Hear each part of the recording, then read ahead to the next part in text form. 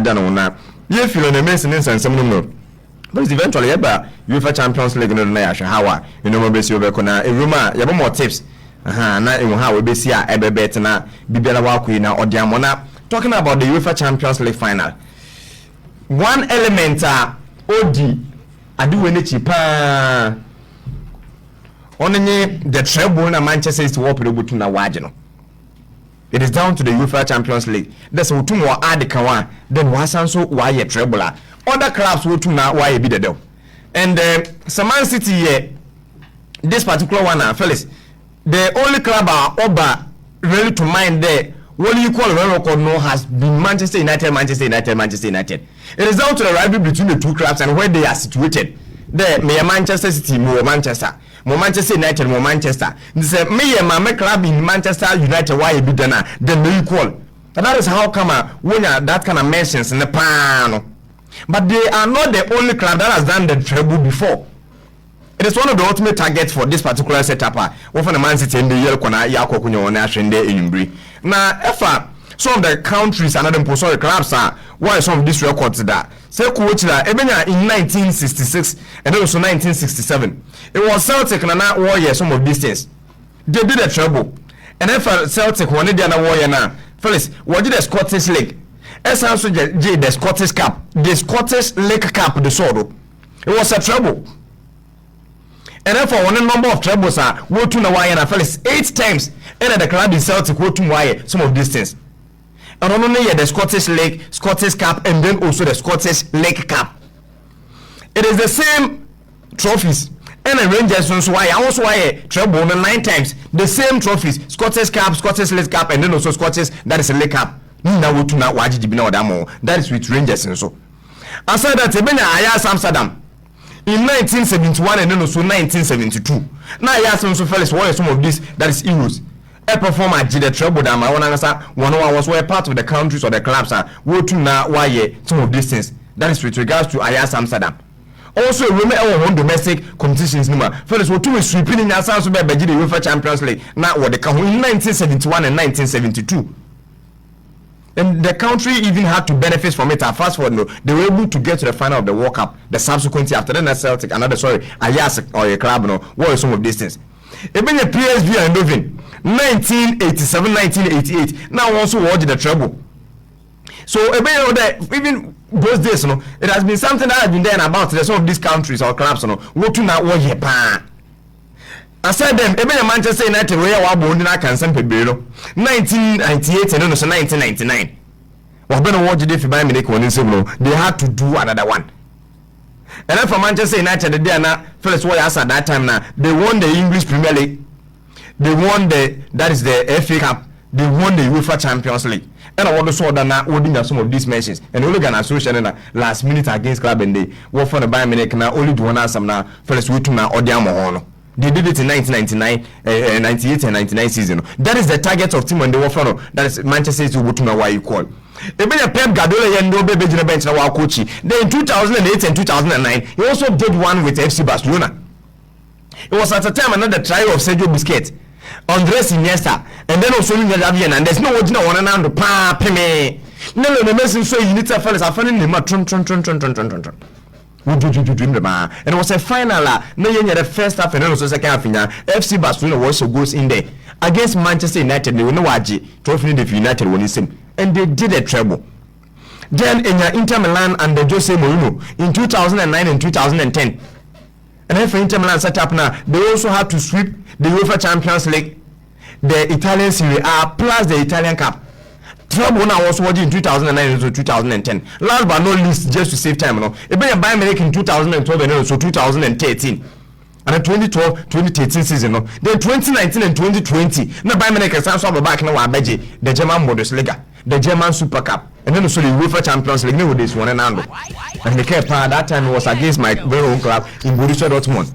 Yes, so squad deal, good more confidence now, but. As a Robin left can the number about the my humoye. I had a very fellow better boy in the boy you didn't anti-Marco shot him. Queen the my very fellow no very won't you say born. So the trouble target of Manchester City, we've had a lot of clubs. Even the Benya Ubitre, Linford, Ebenya Paris Saint-Germain with the Ligue 1 Coupe de France and also Coupe de la Ligue.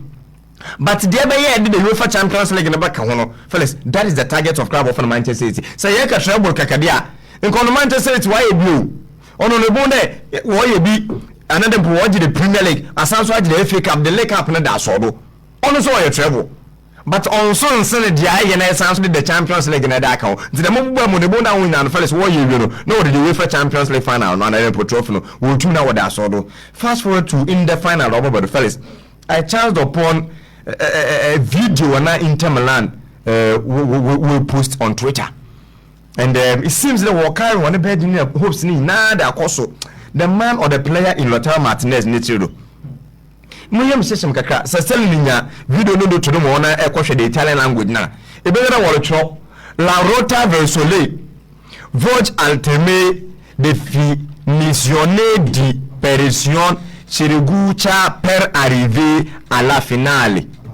That is the Italian language and fellas. We tuna wada tuna wadi amahen. Eko English also the route to stardom is coming to an end. Definition of surgical precision to get to the final. To make an last minute me say de la finale to the final. And hopes me na Lautaro Martinez no go against AC Milan no fellas. On the one to video na sana may chance upon it. And I was asking myself that this workload on Lautaro Martinez, no, can he live up to the expectation? Nah. And then for this goal, it's a clear blunder from AC Milan on defense line. No. About to now mention Pierre Kalulu, the new Anomen Kenya Calabria, no, one year due diligence with regards to Lautaro Martinez, not about watching them particular goalie. And that was the video and I interphone only post and then put water on what I can with the road to the stardom. It is coming to an end. How to define it?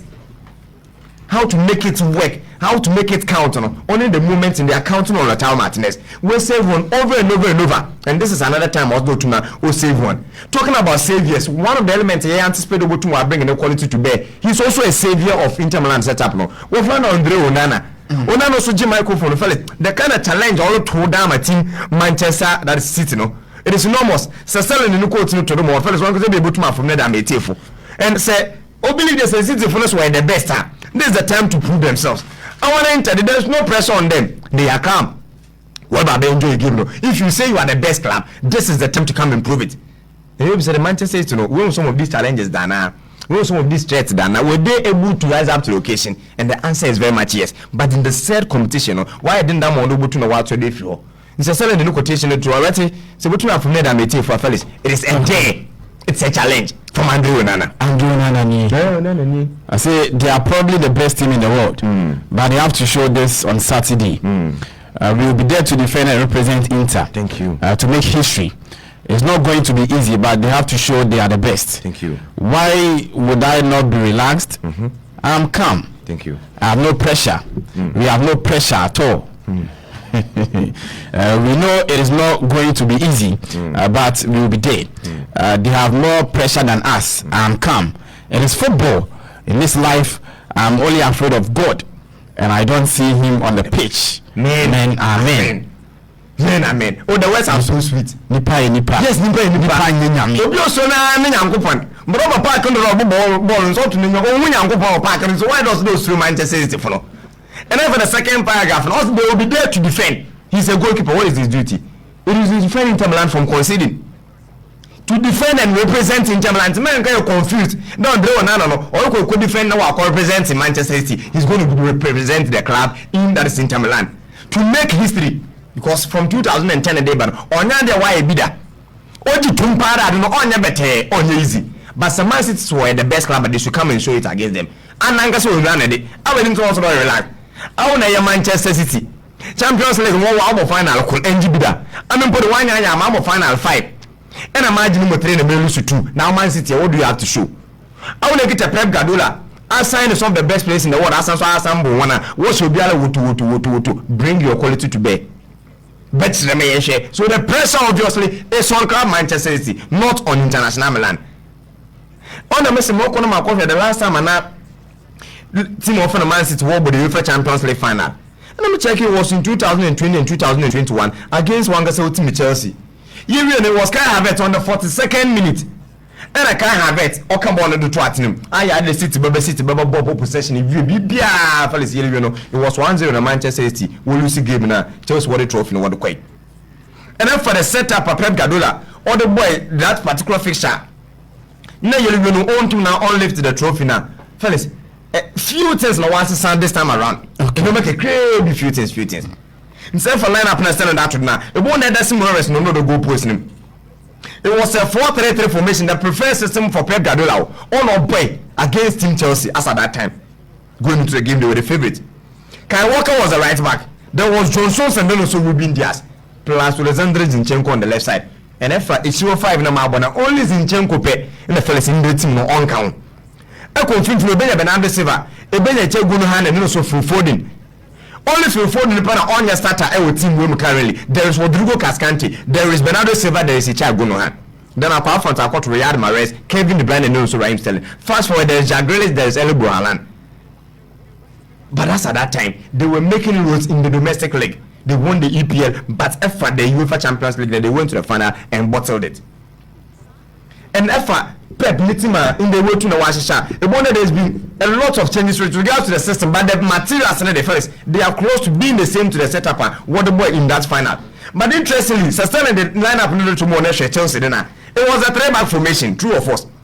As at that time, it was Antonio Rudiger. It was Thiago Silva and Cesar Azpilicueta. All of as the 3-back for team of the Chelsea, and 2 wing backs in Reece James and then also Ben Chilwell. In fact, there was a double pivot of N'Golo Kante and Jorginho Frello, and I want any more can have it. Messi Mount Timovena, or as the number 9, 3-5-2 formation. Fellas, Mokofe Inter dinner. The Simeone Inzaghi use the plan at the 3-back, and one million machine they shoot. Planning. And Onana so Abaka saying that we will be there to defend. And represent Inter Milan. And Obia compare the 3-back in the system, the tactics, you know. Obia compare the 3-back to the 4-2-3-1 or the 4-3-3 formation. You would know the difference. You would know the target. Pep ne 3-back now no bono or a cambio. Simeone Inzaghi ne 3-back no bono or ye the plan A. Make a Pep ne a cambio because of the fact that without the ball, the system changes. With the ball, the system also changes. So in 2 different ways. The bonus are selling the probable no order to know the money share the shape of International Milan. Typical 3 men at the back. Andrea Onana Demro, Ebenya Alessandro Bastoni, Ebenya Achebi, Ebenya Matteo Demien. Ring back Federico Di Marco or a typical left back. And a woman as a left wing back. No. Ebenya Obita Denzel Dumfries or a typical right back. And a Wobbe Bono as a right wing back. And you feel for one Nicola Barella, Henrik Mkhitaryan, and also Hakan Çalhanoğlu. One ball as your trial in the midfield, fellas. There is no typical pivot. What makes the presence of Marcelo Brozovic? I won't feel no. Also there, say no opponent are very much comfortable on the ball. Or excited no pay. Don't control the game with the brain, or then a typical ball winner in the middle of the park. Barella is discipline. Mkhitaryan is attacker. Hakan Çalhanoğlu is set piece space. Our balance, but one and all sits in front of the central defenders trainer. Perfectly, no way to know what cover. Mobile pressure on Kobo. You would give the man in Simeone Inzaghi the benefit of the doubt. Why? Because our wing backs in DiMarco and also Denzel Dumfries. We will draw about support Bastoni, Achebi, and then also Matteo Demien. When you have 1-5 men at the back. So even so, when you Marcelo Brozovic don't also Indina, no support the back 5, no keep 6 men at the back, or call a lot of pressure on them. He's good to go. That is why I brought him to the final. So come on, Marcelo Brozovic. Equal replacing with either Hakan Çalhanoğlu because he's had a knee injury in recent times. Into next starts and Ukraine quite doubtful. Obo Brozovic will stay and be part of the back 3. And when you're 4, ring backs and also withdraw back and 4. No, fellas, there will be 6 at the back. Or back and Mkhitaryan and also Nicola Barella in the middle of the park. Don't forget, sitting so in the middle and overload the hope. So most of the game you're in the half of club of an Inter Milan. And if they get that conservative, sit back and sit to control it, create the chances to be braver. The probability of conceding, fellas, it is very much on the high. Then up front, Enya, Obita Lautaro Martinez, and also Lisandro, another important player in Lautaro Martinez, and also Dinjekwa. It will be said how often can the midfielders create the chances and get the ball to them to put it into the back of the net. Now, to why I said that Pep Guardiola ne 3-back noye some kind of fraud, the another way pretends kakra. When Ederson do the man with the build-up, Ederson will come and join Ruben Diaz to form a double that is central defense. Now I expand the Kyle Walker and then also Manuel Akanji to the lateral positions. That is when Man City are building from the back. Now we push Johnson Sakoka Rodrigo Cascante in the middle of the pack. Make a game when a City wall build from the back and push up. Then Jack Grealish now pretended about a left wing back plus Bernardo Silva on the right wing back position. No, we about flank each other good hand and also Kevin De Bruyne. No way, Alphonso that my early Haaland. Now, Alpha in Finfinwa, Sir John Stones, all about our very draw now, Bichila. It is one Man City are defending. You come and join the player in Ruben Dias. No one allow Manola Kanji and then also Kyle Walker that all occupy the lateral positions when they're four at the back. One pivot in Rodri, then Gunuhan and also Bernardo Kevin De Bruyne will come and support him. When you're three attackers in Jack Grealish, Bernardo Silva, and then also had Eli Haaland. An interesting game they are anticipating. No, maybe we'll go to take him. Okay, my main call take him now. Istanbul na in the Champions League in Hong Kong na Iliako Stone engine the I just say or monitor proceedings or highway so Kobi ma yemo ache emo akwa Amra Spice 91.9 FM so Ejo so menua bibi aboko de adom ne ahwe bibi ade tempa ye da nyame ase ye da na awone da ho awo mu ana oh ahade obaha enye awo sa on se time na ewo mu no eye sama enti no sisi am no ka say abo 1:35 ewo Turkey that is 1:35 p.m. but over Ghana we did say 10:35 because the difference is not 3 hours enti enra anajo baby anaye nam no ohwa ebo anajo be say 8:40 something to 9 okra no na awia no eguso I'm talking about PM ebi anka ya anajo kra na obefo say ade asa no na awia no ebo te say Ghana ebi a abobe 3-4 PM enti no awone de ebi nse de ni ha na ade sammo a deep no na obehu say akwa say normal to say bi a waso air condition bi wo dem na ebi ano ayenwuno ba say wo hapa de ense da enye husa I see yes sama na ne muri mu ho no sama ni mu an ye wo no okay o sure say nuntina empen for share ya omode Champions League no ebe said this particular time who said normally no enka yembono that time we no but ebia omo consider all those things na ma yebone this time no fantastic na yemi Champions League ne ho komo ne twa ne ma ho foni kakra efa che abra ko do Turkey Istanbul senior environment no the feeling the ambience senior city timamfo no ene ahoho mpa o ma ba Turkey kwanya wo ma fa so body so ahead of the grand finale triumphoni kakra fitimbia okodu Istanbul ebepem sabria ye ki pim the kick off time no enti the chen say uduru Istanbul airport it is Kotoka International Airport ewo enkran aye oman ni nyina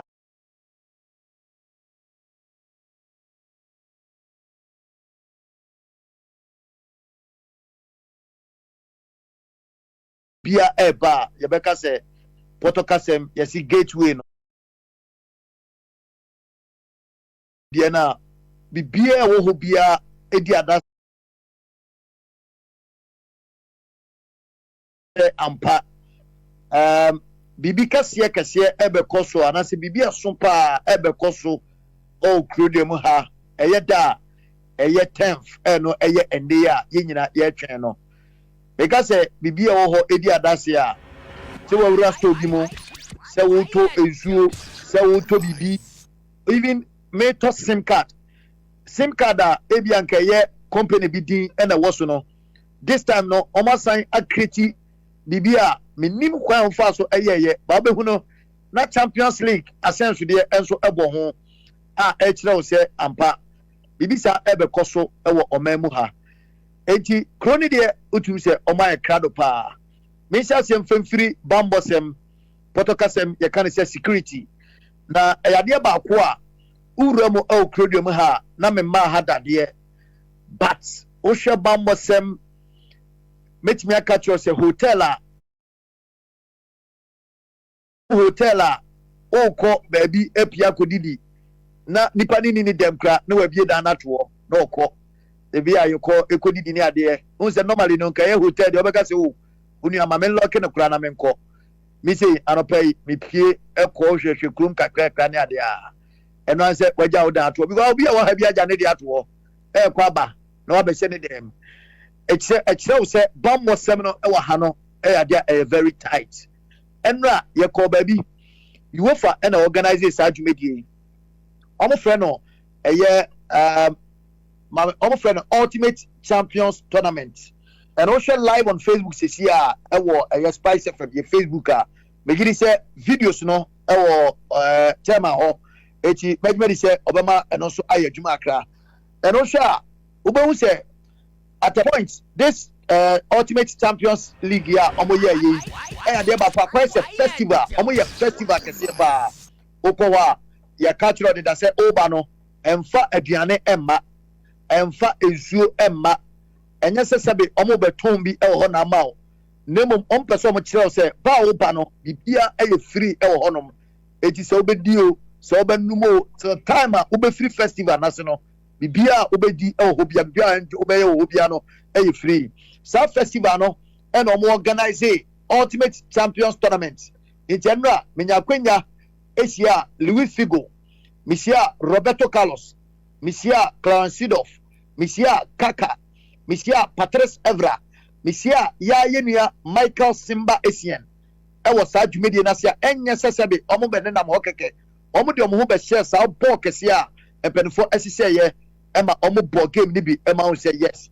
Na efe pa Mike Lesian obaka se waja bo de baro hwe ne krekese ka ye aha o do live on Facebook a obo Mike Lesian e call faso tackle e call faso emra me hu se no akom no ya de ka se e call akantwa ho de but this ntwa ho we no e ntwa ho bi a ano den e chen most of your current players ne bebrebe nya fe and ye ba ba jeje pat ni nyina e sise ahodo a eno so etimi e call so Endra Neymar dos Santos Junior ebaye ebepie mu ade na se nemum ono enyina mu ensi akan bi ni nyina enhyehyɛ ya megiri se na wo hwɛ se UEFA ye eka ho as part of ekwa ebefa so de promote na ya hwɛ se ampawiase nyina ani agye enhyehyɛ ya omode abateki ne ho omode trophy na nkasa na enei ye de ekwa akopie mu ewo eye stadium no ebesi ho ediem wo hwɛ bambosma na meka wasem na omo make sure say ya ye lie one person odi twa photo bia na kwa wo ho de ma say odi trophy ni ebetwa photo and ye nyame ncha de in my life afei na mani ehu UEFA Champions League ya na mpem bebrebe ye hu o TV ye hu o radio so ne ade a enfonim ne ade na obetete ne ade a but enne no menya kwenya ekoso mu ekisi trophy a ekina omo ba betebiri no nyina enhyehyɛ ya UEFA for aye a ekire se apa da dwumedi e ya de ba ko a eda omo akoma so anadwene de oso de osi wo yino 11 chese utu se wo mu krom ho ye ka se ebia Spice FM the biggest DJ I was second in the Western region and then so the DJ obonum pa na bia oba Spice FM ya gina tum no na empo atuma no emra taki ema ye hu se omo DJ sa wo bebrebe na one DJ ba ko a eno obepie mu na fans akwa ne baji atum se yes enkofo energy omo de ho bana omo nyom no na men say that enya family say kwese yes sports teams na most of the time bobo no na nka me hwese nka ne bia na nka shatawale but ankofa ni sa entina ne number bi sa ene o mama ya ti ase se Bena boy ya branch ba ko ene nyame ya atuma ono so be ko akogire mu wo game na nkasa se opening ceremony no obetoto tonyo be entertaining crofo kakransa kick off na nkasa so etime abaso yentie no so se oba take time ni mu a kick off no 10 p.m. Our Turkish time, but 7 p.m. Oh my Ghana. Etu ramudia minia enoma egu akwamo penefo asise noma abom homodem pa. Ediem omo kire se onim se Liverpool and Real Madrid final game etotwa ewo Paris ena no yebeka ya before this particular one eba so no.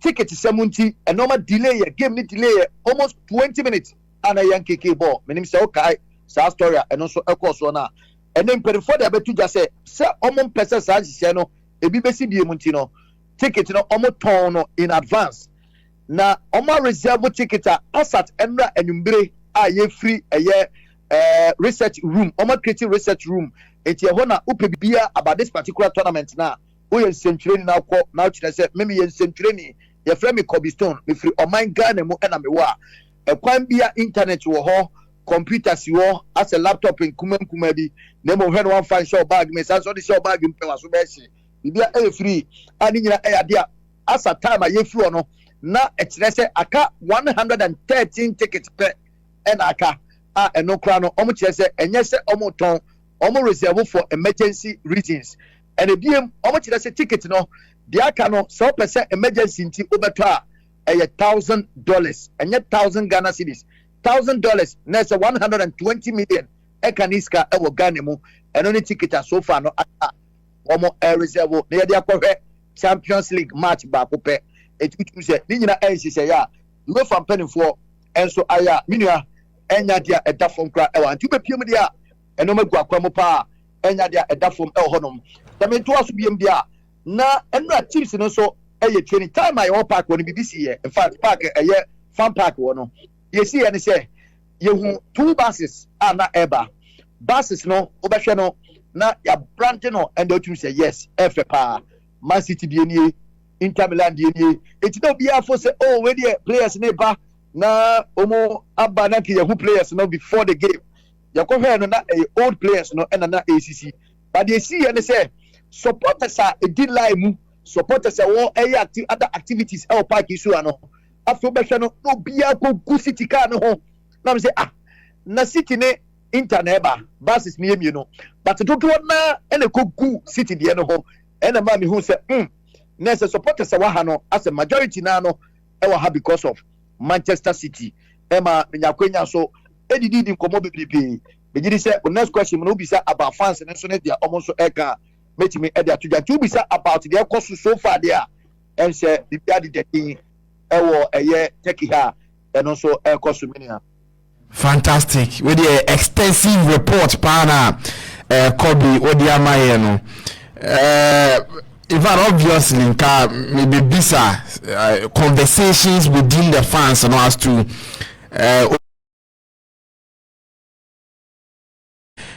one bit me when ba nyina no odi ato aso kama etime dia mami ba answer na meja mo akono I mean say Ghana ni a wakopi obi na so kwa cover Champions League when you bo Ghana for ni bisu ho guess ne your boys you nia ne nimpo no when you bo bisu ho ana what obepie mo e wa ha dia fans no efi atichi ne bencheye na aba ebi free Italy memu na aba omo hu oma won se intantade na hyehyɛ oma na se Italian national team jerseys na hyɛm ti no oni ka super no wahu om England for no so ɛwɔ hɔ pa atese ni nyina de a hu se yes we free ha before kakra wom de ebi free Tunisia o share video bi a me de to wa ewura ba akokoko bi agya na me ne edi nkomo wono kyerɛ sɛ o free Tunisia na what threaten ni papa kura says wa mana mehwe sa Champions League final we ya suku kura woko no obeja school no won ko school come ne papa come ai na oba ya na oni je say wenyimi awaso ne brabo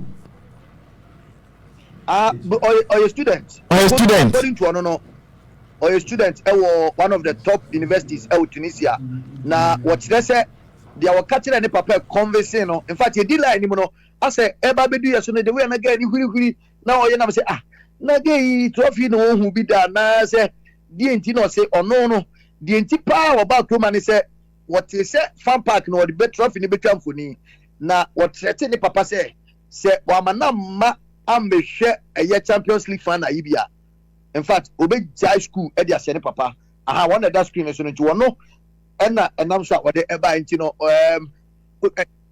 say ampa na ni abere pa say Champions League ne de obeba abehwe bi ache say ono so ebepie mo ebenya akwenya na wo hwe bi but uni say Man City fans no ekire say me yanka se we na nko Pep Guardiola sum enko eye obi asum say eniema Pep Guardiola aye na afi mu nyina no dia Manchester United eye ewo I think 1998 ni 1999 da abre no na Manchester City ebo 3rd division na Manchester United eje treble no eno ne ade a omu etwen omu kire se City aba wabeji kruwa wajejeje hwan a eno ni nyina no enya de a womo no count Pep Guardiola enhu ne se omo ba judge no with this particular trophy but omo gidie pa woni mu say obetimi aye adwuma nemom wono so mfanse na adwene mu say eyade ba ko a womo no ede ba ba judge no so wanji kruwa we a na say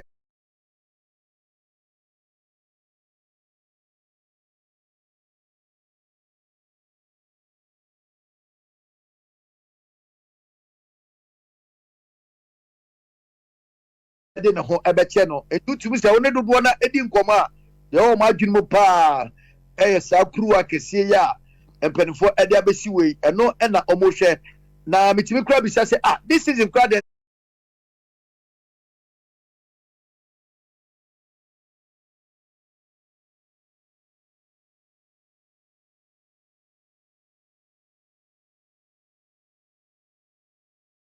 unbeaten including the last one at Omochi Real Madrid and no more na IFFF no na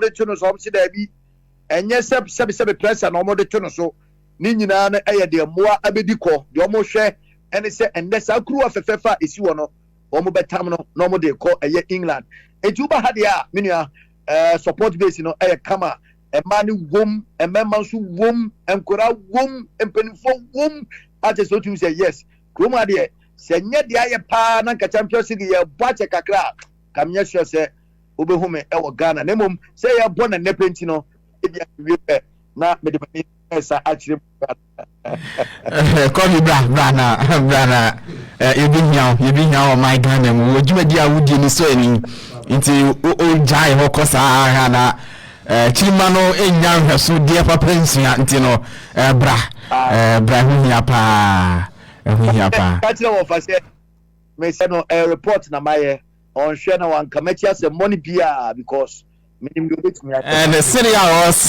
selling portrait say wa nya obeka but o de ye be hu kwan e befa so it's really bibia di dem pa yeah that was after the game no hopefully e be san ba wonten na the akechire bia no you just say on fan kame any ayahwefo any etiefo so yeah that's pick up the stone mensu me da say ejino nyame aduma o mo kire say 2 p.m.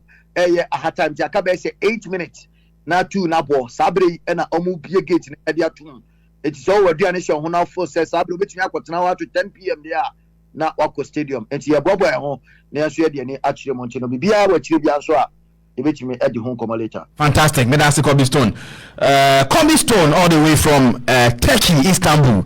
Extensive reports and with me Ediama senior situation it here Istanbul and then in Potem ahead of kickoff grand finale UEFA Champions League with Trump for Nipa and with me Ediama no. Wisdom. Remind me now. Extensive. Of course. Very deep and then so precise. More Kobe Nabado. Now, I was going to the angle that if our both setups and on paper they've had quite a good run of form going into this particular final. But said the Manchester City now, their history in the UCL no said them bend that of club that is International Milan. Because if Inter won a history in the UCL now, I think it is quite something to write home about. Better than the club in Manchester City. Wow, but just a final.